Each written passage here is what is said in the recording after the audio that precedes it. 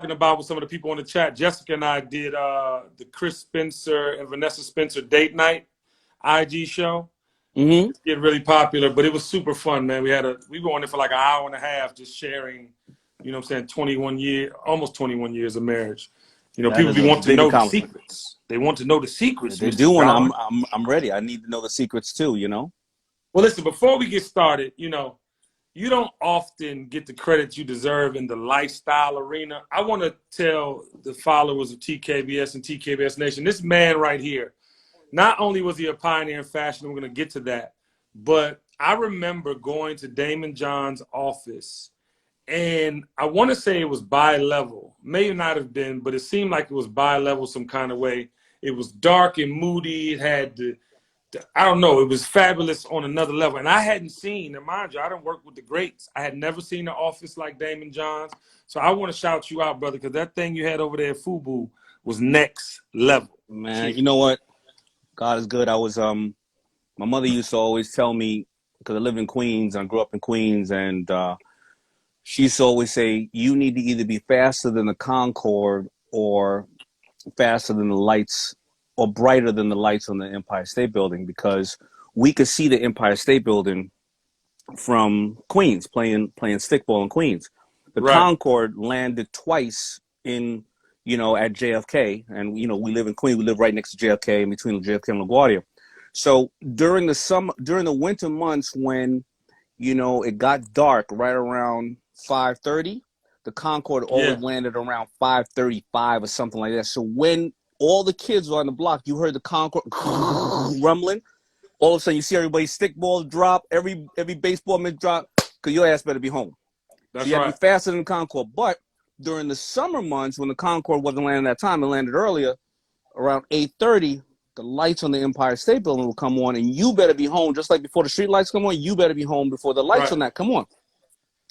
Fast forward 30 years, it took me 30 years to go 30 miles, and then I had the entire 66th floor and the entire 65th floor of the Empire State Building. Right, and Yeah. that was like such a big accomplishment. And that's the office you were talking about. We're the most recognized building in the world that I got the ability to admire all my life and say, I'm going to get to that building one day.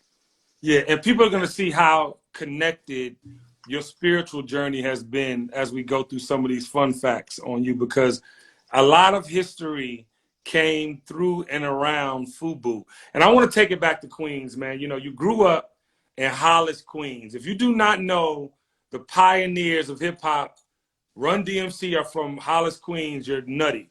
But also LL Cool J, also many others. What was it like for young Daymond John growing up in all of that black excellence? Yeah, so listen, Onyx were my barbers. Mr. Cheeks and I used to hang out, and then you got Q-Tip from there. You got Salt and Pepper, Run DMC, Young MC, Dr. Dre, and Ed Lover. Obviously, like we said, and Show Me Other, Ja Rule, and 50 Cent, and they're all from the same area. We're all from the same area. And growing up like that in Hollis, Queens was amazing. But, when I was growing up, we looked to admire the first people that we ever saw with money, and we never saw people that looked like us on TV with money, because there was a black entrepreneur on TV at the time, but it didn't look like Sanford, Fred G. Sanford, the junk man, was doing that well, right? So what Right. you tried to admire the hustlers, because you saw them with the fat chains, walking into the club with riding to the top, playing the football helmet. I mean the motorcycles, driving the baby Benzes or the 190s, you know what I Yeah. mean, or the 98s, you know what I mean, or the Yeah. Sterlings, right? Yeah. And you wanted to be one of them. And then a lot of my friends started dying, due to that was the highest their goals were. And the movie Belly, Hype Williams is from obviously my area. Me, Hype, and Irv all grew up together from 12 Wow. years old. We were on tour. And Hype would make the movie Belly about a lot of my friends, because I wasn't part of it, but a lot of them were taking part of that life. But then all of a sudden you started to see, LL and Run DMC and all them. And because we were all kids, we would go on tours and roadies. We'd show up when they're in Troy, New York. We could never go to a concert that was in New York City, because then the real people were there and they would be like, get the Right. hell out of here. So Right. we'd have to find Troy, New York or West Virginia, and we would drive in our cars down there and get there, and we would start to see that these people were influencing an entire new culture, and they didn't have to look over their back. They didn't have to sell drugs. They didn't have to think about hustling. and they were making money and having fun. And of course, being a young dude, they were getting the chicks. Yeah. And I was like, I gotta find a way to get into that business. And I couldn't. I could break dance a little bit, and I remember I got an offer to go on tour with Houdini as a popper. Oh, really? You were a And pop locker? I was a pop locker, and my mother said, "You ain't going on no goddamn tour." I think it was a Fresh Fest tour, or whatever the case is, on the Houdini. And they said, "You ain't going on no damn tour with no Houdini. You 14 years old, 16 years old." Right. And some kid named Jermaine Dupri took my place on that tour. I Wow. wouldn't find that out until years ago that I guess he took it or somebody else. Doesn't matter. I'm saying it's him because he's the man. But I would And that's find out. that video where they have a young Jerry Curl, Jermaine Yeah, Dupri in the yeah, joint yeah. like I'd these. find out like 10 years later. I'd be like, yo, that dude took my spot. Wow. But you know, life is crazy how it goes around. You know. That's crazy. But you know, I think about you as a young man. Like, even though you had that, you still had the work ethic, and you would, you would pass out flyers. You worked at Red's Yeah. Lobster. I mean, you have the famous story about working at Red Lobster and simultaneous. But Yeah. even in high school, there was a program. I never heard of no shit like this, but there was a program where you could work full time and do alternating weeks at school. Please, I never heard of Yeah. that. Yeah, so I'm dyslexic, and you know, school was challenging. I got left back in 7th grade. I knew my math and I knew my science and I knew numbers, but there was a program called co-op. You can go to school 1 week, the high school, and then you can go and work in the city for different people who are letting people in their co-op program. It's kind of like a form of internship today for kids in college. I got it. So I went into the co-op program, and I was a messenger for a company called First Boston. And now, being in my business, they are a venture capitalist. They were a venture capitalist business. So I was a foot messenger, and I would just go around to all the businesses. I'd be the dude in the elevator with the loud headphones, looking at the secretaries and be like, "Yo, mom, you know what I'm saying? What's up, baby boy?" You know what I mean? With the loud head, the annoying dude with the package, and all the women be Right. like, "Yo, can you get away from me, man?" You know? Right. Right. But I was seeing the city, and I was getting to see people, and I was seeing people of different walks of life, and sometimes I'd go up to the executive boardroom, the executive cafeteria, because it would be a Friday. I got my check. I can afford a $4 cheeseburger. I'm Right. gonna go ball out, and I'd be up there, and I'd see some of the wealthiest guys complaining about how many homes they have, or complaining about what yacht they couldn't get. And then sometimes I'd be down in the messenger center where all of us stood, and it was a bunch of mixed cultures. And every time you had a package that was longer than 10 blocks long, you got $2 because $1 for the train there, $1 the train back. Oh. But a lot of us took the walk instead, kept the pocket of the $2. money. Yeah. And I remember there was an old guy. He was Spanish, and every Friday he would compile his money, so he would make an extra $30 a week.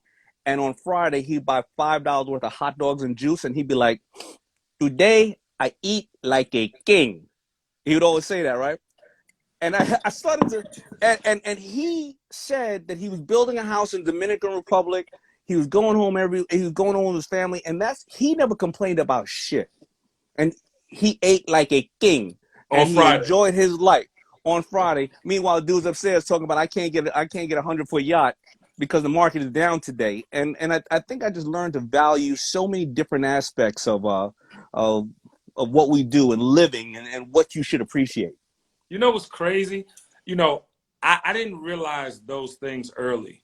You know, I didn't notice the nuances about, how people were, like you spoke with the Spanish gentleman, or how, I mean, I would hear things, but I wouldn't process them and adapt and put them into my mix at that early age. So for you to be able to do that explains why when you get to Red Lobster and you're working at Red Lobster, you're also simultaneously cutting and sewing FUBU and selling them on the corner in Hollis, Queens. Like, what was getting this kind of information from those kind of runs? Was that the setup for the beginning of FUBU? I gotta give it up to who I call the ultimate entrepreneurs, a black single mother.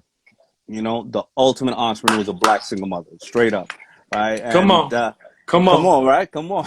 And my mom, she would listen. Our mothers, they were on social media way before us, because they would be simply like, they had Uber they had FaceTime, they had all that. Cause you know what they do? They yell out the window, and they got Venmo too. Hey Sally, give Daymond $1. Then Daymond go down to the store and go get some bread, and then come over here and babysit. And that was what they did. They just shot out the window and did that. And my mother sent me to a different city every single year. Wow. And my mother had no money, and this opened up my mind for all those who were she didn't want me in the street. She saw Supreme Team growing. She knew that my idle time was very dangerous, and she wanted me to see other things. So I would live in Canada for one summer. I lived in Hawaii for another. I lived in this and that. And somebody may go, Canada, Hawaii, but here's how mom did it. Here's how poor, broke black mother who sometimes couldn't have heat or electricity did it. She would find her friend who happened to live on a Navy base because she fought for our country, and she would say, right, you send your son over to me. I'm a barter, send my son over to you.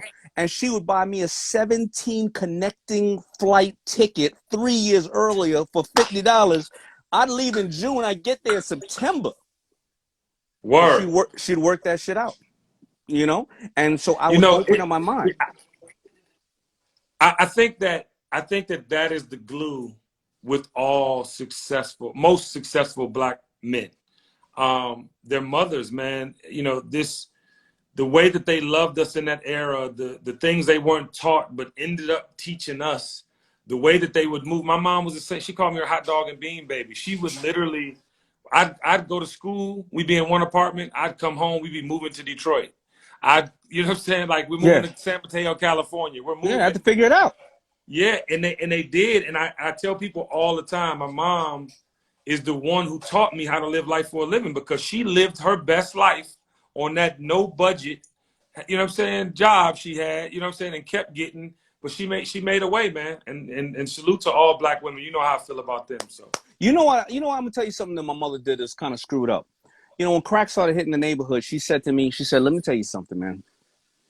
I know you want to try it, because you're probably going to want to try it. And you know what? If you want to try it, I'm going to go get some crack, and I'm going to bring it home, and we're going to try it together. Oh, shit. Now, of course, immediately, I'm like, I don't want to see my mother be a crackhead. Like, she fucked up my whole crack experience. I could be a crackhead right now if it wasn't for my mother. Like, who's going to try to be a crackhead after that? Hey, dog. I promised to God it wasn't crack, but I smoked my first joint with my mother. I had my first 40 with my mother. She thought that was going to go left. I started drinking and smoking like a motherfucker, but that's crazy, bro. That's wild. Big shout out to your moms, because that scared your motherfucking ass straight. I was like, yo, man, my mom will be a crackhead. My people's gonna be trying to, give her a nickel, you know what I'm saying, to go in the back of a car, you know what I'm saying? What kind of shit is that? You know what I'm saying? Yeah. So FUBU is starting to gain traction, man. You guys are loaning out jerseys. They're appearing in videos. Like, what was the beginning like? You had this vision. You brought in your team. The thing starts clicking. But you're not there. You were really struggling to make that happen. What was that beginning like? The first beginning, honestly, was that when I started making, cutting the patterns and selling them on the corner and stuff like that, actually a lot of my friends stopped talking to me. They thought I was gay, which I have no issue with anybody's sexuality. But at that time, in 89, 88, all we thought of designers were white flamboyant people from Italy and France, right? And they were like, yo, I wasn't on the same level. They were like, yo, we going to club. I'm like, yo, I just got this new pattern with strawberries on it, son. I mean, you got to see what I'm going to make with this shirt. And they was like, oh, all right, homie. And strawberries. So, yeah. So they really started distancing from me. But then I found my other boys who didn't distance themselves from me, Keith, Carl, and Jay. And they were like, I fucks with you, let's rock. And they realized that if we go down to a video set, when they kick everybody else off who's hanging out, I'd be like, yo, man, I'm the one dressing the artist. I got the same raggedy ass shirt, but at least I didn't get kicked off the set.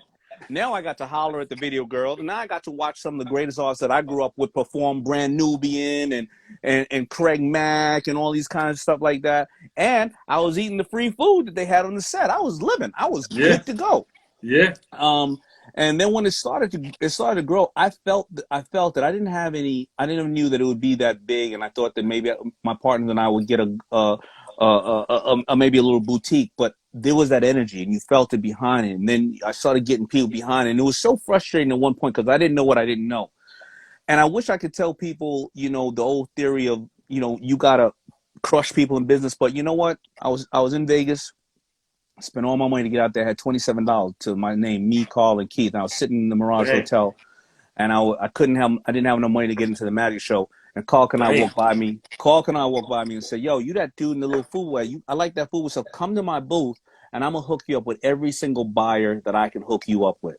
Like he Wow. helped put me in the game. Like absolutely, you know Yo, what I mean? and I So want to say this to the 24-year-olds. Karl Kani was the biggest thing until FUBU. Like he was cross yeah, colors, Karl Kani. They were the biggest thing before FUBU. And for him to yep, do that, salute that black man. Salute that black absolutely. man.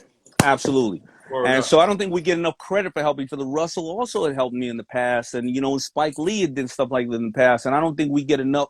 We only hear about how cats is going against each other. So it started to bubble and people were just getting behind me. But the most unsung hero out there in New York that got behind me was a guy named Ralph McDaniels, who had a video show Video that was music juice box. video music box, right? Who has put on most of the major artists that we see today out of the rap community needed Ralph's help. You know what I mean? And he's still a local hero. And he put me on, started highlighting me. And when he co-signed on me, it was over. Over. Everybody just started getting my stuff. And then I had to figure out, all right, now how do I make this a business? And I went ahead and took out an ad in the New York Times, and it said something like $1 million in orders, need financing.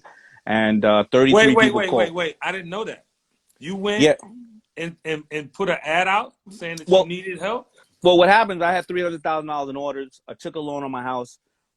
I burned all the furniture on the bottom level of my house, or sold it, and then I moved sewing machines in there. We slept in sleeping bags next to the sewing machines. I rented out the rooms in my house, the 3 rooms I had, for $25 a piece.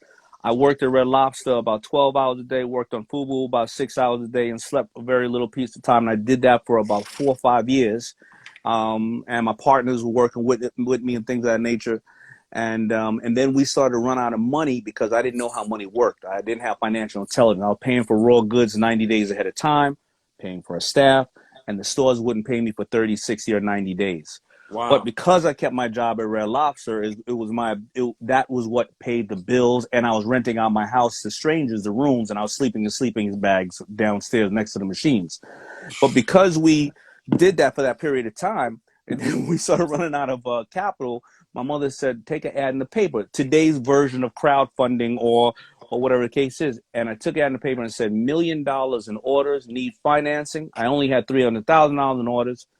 33 people called, 30 of them were loan sharks, but 3 of them were real. And then we would end up doing a manufacturing distribution deal with Bruce and Norman Weisfeld from a company called Samsung Textile Division.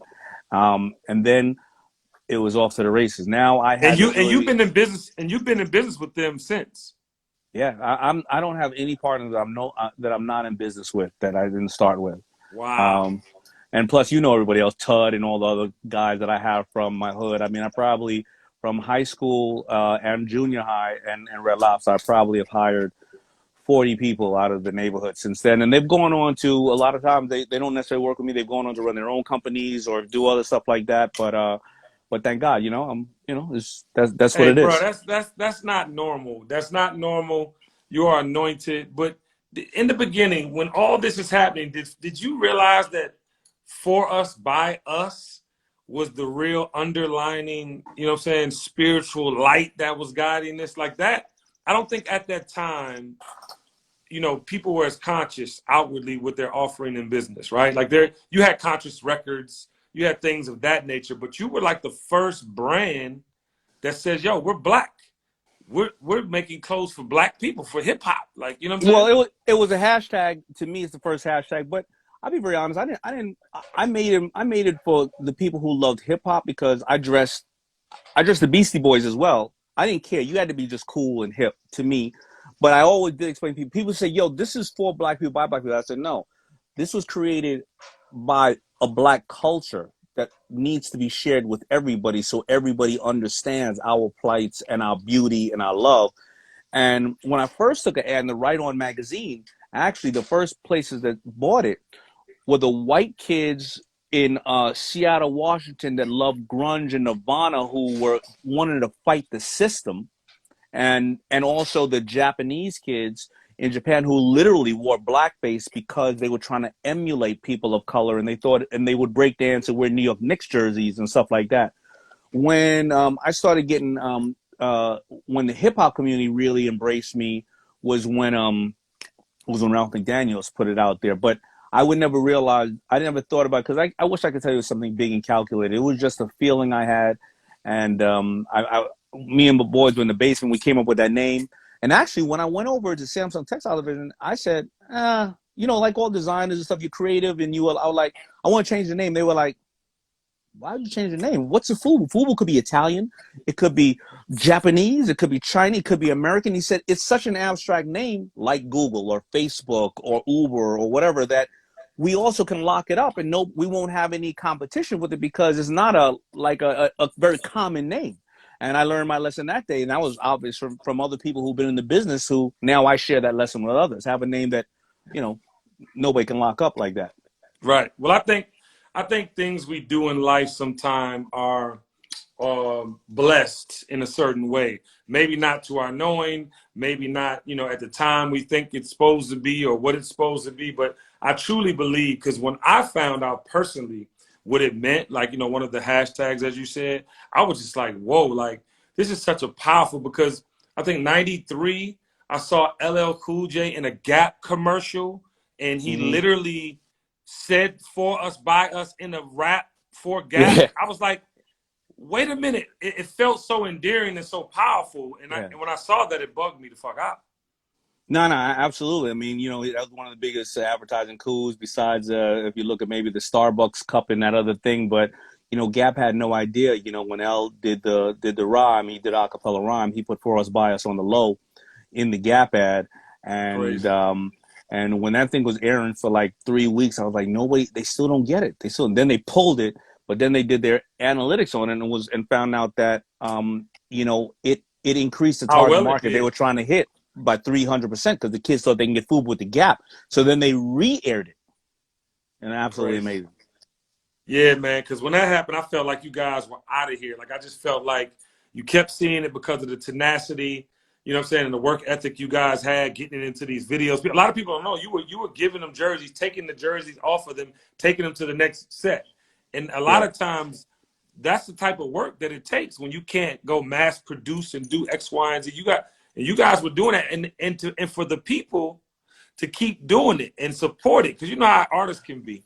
So I want to bring a point up. Like, I remember, I forgot who was on JD's level. Was it on JD's level? Was it 112? And who's the other? No, JD was Jagged Edge. Jagged Edge. Yeah. We go to a video. I'm the fifth member of Jagged Edge, so be careful. So let me tell you something. Keith went to a Jagged Edge set, and we had samples that had big ass holes in the back. I mean, because we needed whatever the case, I think, like, when you get it over here from certain countries, to know that you're not gonna sell it again, so you don't have to pay taxes on it. Right. It's a sample. You got a big ass hole in the back. And Jagged Edge, they so much family that they was like this. Yo, they were taking a photo shoot or something. They were like, yo, Keith, give me that shirt, man. Got a big ass hole in there. All right, everybody, stand this certain way so they don't see the hole in the back. Wow. I mean, that's how much they supported us and fucked with us. And we would just be like, yo, I mean, the artists and the people, the real people in the industry, I mean, they were just like Fat Joe, like Jagged Edge. There's some cats out there. The industry gets funny. But we'll all owe to those cats to remember how they were just like, yo, this is my shining day. I'm about to shoot my video. I'm about to be a star. But I got you too. Yeah. Give me top 3 artists, top 5 artists, if you have to, that were the biggest supporters of FUBU and helped you guys on your rise. The group, the entire crew of Cash Money Click, Slim and Baby and all them, they were like, they really shot this thing out of here in a whole nother way. Of course, LL Cool J. Man, everybody was wearing this shit, man. Like, I don't even want to say it, because I'm gonna leave somebody out. Yeah, no, you know what I mean? Yeah. What's your most memorable time? I mean, FUBU literally one of the longest runs in clothing. I mean, you guys did business way longer than, I mean, when I'm saying runs. I'm saying hot as fish grease. Everybody had that. What was the most memorable times during that run? I think it was. I think I would say one of my most memorable times. Well, we had the fun times. We had the Cancun time, of course, and all the opening up the bar for everybody and all that stuff. But I think it was winning the Essence Award. I think we were the first company to win the Essence Award, as well as yeah. So, and I remember that day I I was was hoping winning. you said that Really? I because I remember. remember all the Cancun stuff, but we do Yeah, that. But yeah, Essence, that was huge. yeah. When that was the first time I got to see. I mean, Prince was sitting right there, and I remember walking past him saying, "Yo, man, I made both my babies to your music," and he looked at me like, "Oh, okay, homie." And then we getting up there on stage, and it was being acknowledged by our own. And it was just I think that was just an amazing time in history for us. And because Essence and Susan Taylor is so elegant as well. Don't get me And that's wrong. when Susan was still there too. Yeah, that's when Susan was still there. So yeah, absolutely. I think that was probably the height of one of the heights of the FUBU time. And then the fact that I dreamed when I was a kid that maybe one day I'd be in the arena because the whole world was supposed to end New Year's Eve 2000. Remember, killer Yeah, bees were coming from Africa or something was yeah, happening, right? yeah, Or the yeah. clocks are going to go back. And I always Right. imagined that I would be, if I had $5 or $5,000, I'd be somewhere in the arena when Prince sang 1999. Woo! And I always hoped on that since '86. And then when I forgot in October or something, not knowing how television production works, they were Right. like, yo, Prince throwing a party in Minneapolis. You want to go? I was like, yeah, sure, I'll go. But I didn't realize they were filming, what would be aired for New Year. 1999, New Year's Right. Eve. Right. And right when he sang that song, I'm standing on stage with him, embarrassing myself, playing the air guitar like this. You know what I'm saying? Playing myself. But it just happened. It just happened like that. And that's my most memorable time personally. Yo, Prince is my father in my mind, bro. Like Yeah, I man. never ever had the pleasure, bro. So that must be all Yeah, time for you. it Yeah. is. It is. Yeah. So I want people to hear this number. Because a lot of time, we as entrepreneurs, sometimes we overlook the real success of this brand that you started in really '89, right? Yeah. You sold $6 billion globally. You had $6 billion in sales over this span of time. And what was that like? You know, it is an absolutely amazing achievement. The way they come up with the number of 6 billion is when they say we sold at wholesale about 3 billion and they double it. That's because it's retail sale. They basically say that's Right. the real number. Right. But to be very honest and humble,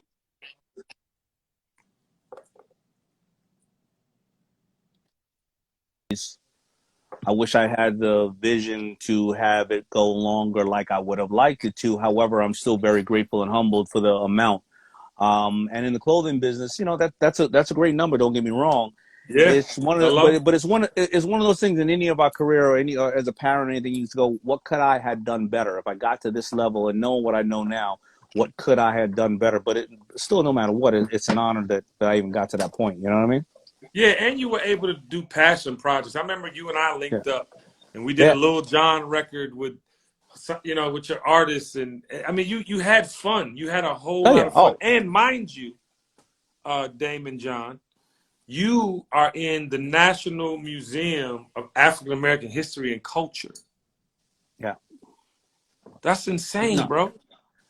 No, it is. I mean, all of it's a blessing. I mean, we were told that we weren't supposed to be alive, or we were supposed to be either dead or in jail by the age of 21. And so many of our friends have believed that. And as we look at today, we look at all the what's going on in the environment. A lot of people are starting to realize I don't even know how black men still are. They're not just all in museums saying this used to be somebody who existed in this country because of the systematic ways of mass incarceration and murdering us, right? So to be there in a wax figure and be here in life with you, Yeah, it's a big deal. It's a big deal, and I'm proud of you, man. Like I think thank you, about brother. that African American Museum thing, man. It's like you work hard, you amass some success, but then you think about legacy, right? Like what's going to be left behind. You're in a fucking Smithsonian museum. and you will Yeah. be there for the rest of eternity as long as it's standing upright. So congratulations on that. I actually never thought of it like that. Until you just put it like that. I never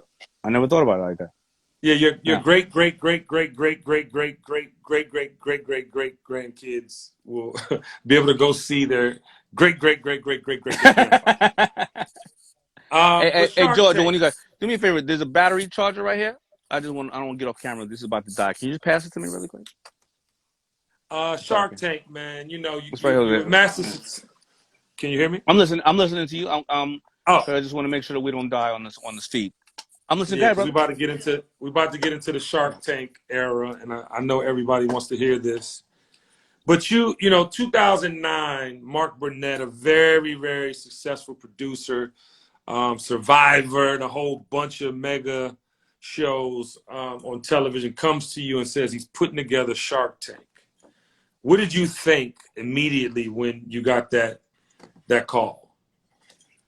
I thought that and hold on, D. I'm gonna just pull up this charger in here, and I'm going off my headset because I won't be able to hear you. Okay, cool. So when he called, first of all, I didn't believe it was Mark Burnett. He left a message. That was back in the days when your office phone, and I didn't really check the office phone because half of it was people telling me how they can help me make money now that I had money, and Right. I wanted, all the stockbrokers and all that other shit, right? So anyway, but you know what? I said let me check it out. I call him, and then he not him, but his executive producers. They tell me about the show, and then they say, well, I'm gonna have to spend my own money, and then Mark Cuban is gonna be on there, and I'm like, yo, these cats in Hollywood are real pimps. I'm supposed to get paid to be. I got to spend my own money, and Mark Cuban ain't gonna be on no show. He got more money than God, Right. and every day. I'm like, they full of shit. I said, but you know what? I'll come out there and I'll do the pilot because it wasn't picked up yet. You do the pilot. I'll Right. do the if I can get a breakfast with Mark Burnett because I got 3 hot show ideas. I know he's gonna love right away. I go out there, I do the pilot. I go to breakfast with him. I tell him the ideas. Before the orange juice gets to the table, he turns all of them down. And I'm like, all right, whatever. Then all of a sudden the show starts to get picked up. And they're like, all right, well, here's a contract. You can't do any of the show but ours. And I was like, well, I'm managing product placement. I'm going to be on 3 shows. And I'm kind of co-managing what they put in their shows. These 3 girls who are coming to New York, they're going to open up a store called in New York. And I'm going to be on the show 3 separate times. They're mentors. It's a cable show coming out. They say, you can't be on any other show but ours. I said, all right. Well, they Right. passed. Now the girls, obviously, or the Kardashians. And then Chloe found out I was going to turn down the show because of her, because of Shark Tank, and she fired me. And Wow. so So that's how you wait. I'm sorry. I'm confused. You just said how you're not on Shark Tank. I'm confused. What just happened? Can you hear me?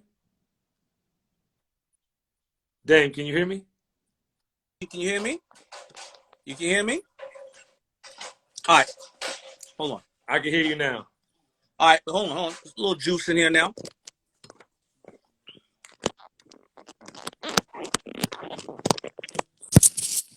You got me? You got me? Yeah, I got you. All Got right. you. So I was managing the Kardashians in regards to their product placement in their show. And they will open up a store in New York called Dash, and I was going to be on their show 3 separate times. And I told ABC Right. that, and Mark Burnett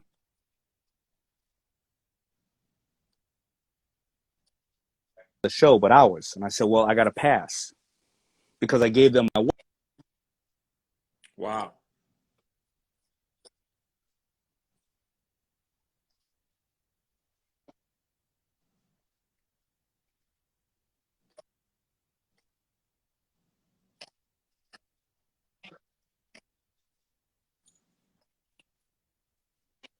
Wow. Wow.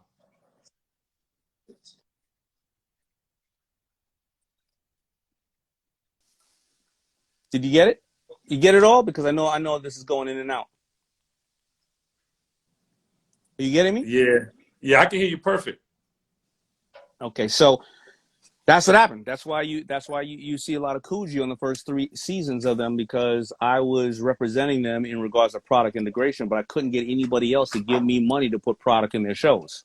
Wow. Do you think, in hindsight, you could have made more money with the Kardashians than Shark Tank? Looking back,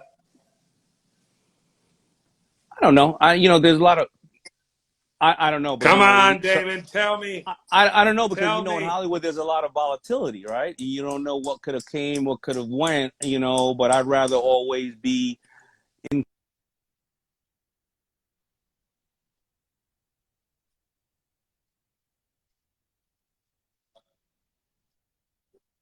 videos after I showed her how to do that, and she did it 10,000 times better with social media. So Right. I don't know, you know what I mean? And I wish, and I love those girls, and I love Chris, and I love what they do because they know how to do it. Yeah. Yeah. No, that's a very honest answer. I never look back hindsight 2020 myself. I just thought I'd ask the fucking question anyway. You never know.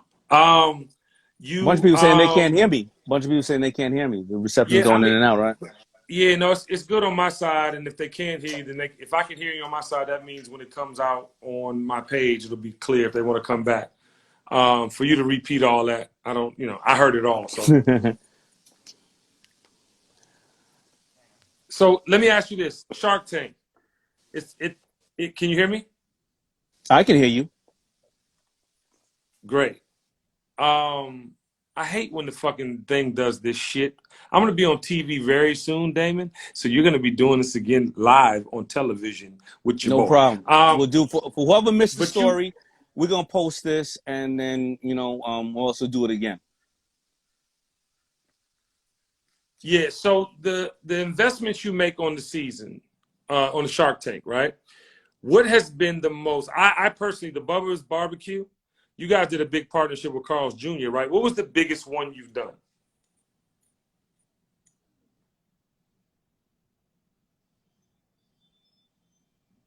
Oh man.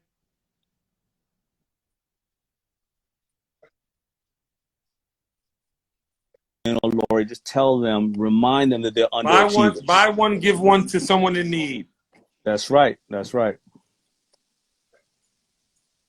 That was the biggest That's the biggest one in Shark Tank history. ever. Period. Wow. Done in 12 years. And you're still in that business, clearly. Still in the business, clearly. Hopefully, changing lives for the better. The business is doing well, especially now. Absolutely.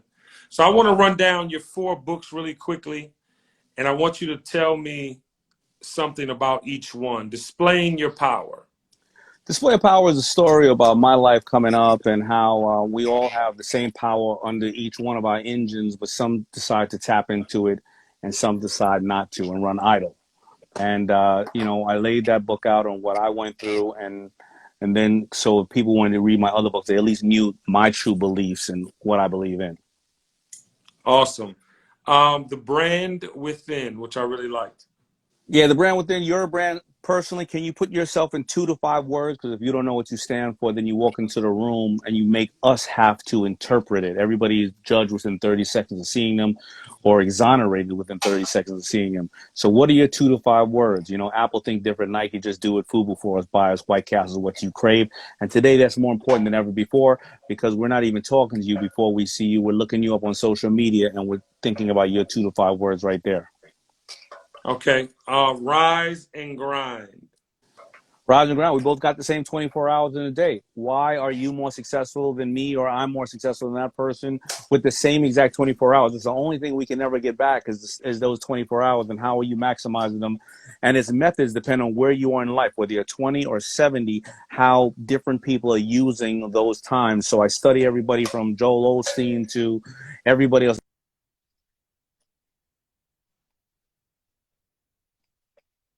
You can take tips from each one of those and apply it to yourself.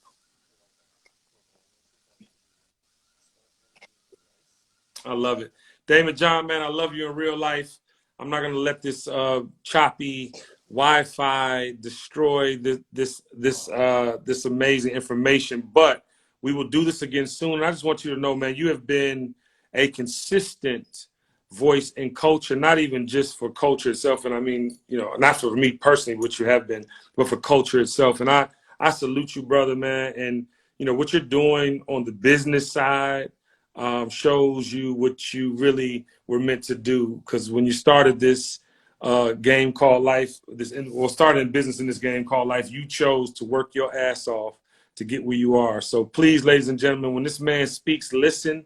He has vital and vibrant information for you. So thank you very much for joining us on the Kenny Burns Thank you, Show. KB. And next time, I'm gonna make sure I'm in a better area. You see everybody working around me. They're trying to run the Wi-Fi now because I'm just, you know, sequestered up in my property, and I got a lot of property out here, and I'm just trying to get this to it so I can not be with the baby on top of me over here. So next time we'll do it right. It's all love. I love you, boy. Keep going. All right, love you too, brother. Thank you. All right, peace. Yo, I'm sorry about that, y'all. I didn't want to keep going and you guys were missing gems. I apologize. I'm going to post it live now. I'm not live. I'm going to post it, the live, to my page now and see if you guys can go back and run through for those questions you had. Tomorrow, another playlist. Oh, I have an announcement. I am, and thank you to Truly. I don't know if you guys have tried it yet, but it's they're amazing partners. I appreciate it. But I have an app coming. I'm doing a 24 hours a day radio station. And I'm compiling all the music that I'm putting on this app on this station. I'm sorry, through the playlists that I've made for you guys. So if you really love my playlist, I'm adding another one tomorrow, tribute to the Rockefeller Records movement. But if you love my playlist, you're going to love this app. Not only can you hear the Kenny Burns Show audio, you can watch the video, you can listen to music all day, every day. You can be at work and put the player on from my website. You can listen to it from your phone. It's going to be amazing. So in about 2 weeks, I'll be launching that. So many incredible things are happening for me, and it's because you guys have evangelized and, you know, talked about the show, and obviously love the way that I frame culture and put these artists, you know, on the pedestals they deserve to be on, because we have so many amazing superheroes out here, y'all.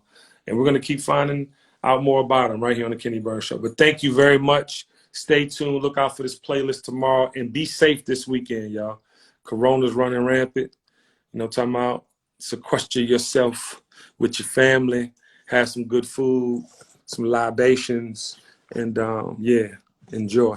Be safe. Peace.